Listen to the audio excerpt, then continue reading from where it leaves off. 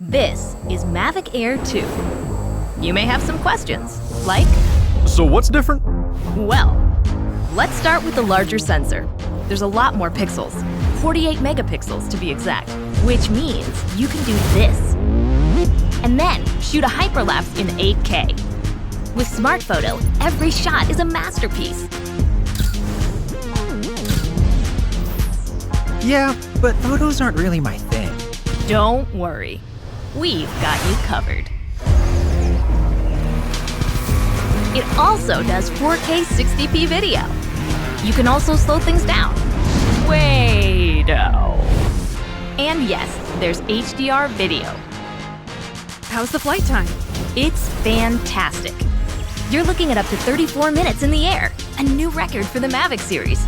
We've added OcuSync 2.0, so you can fly longer and see clearer. What if I'm not a great pilot? That's where Focus Track comes in, so you can fly like a pro.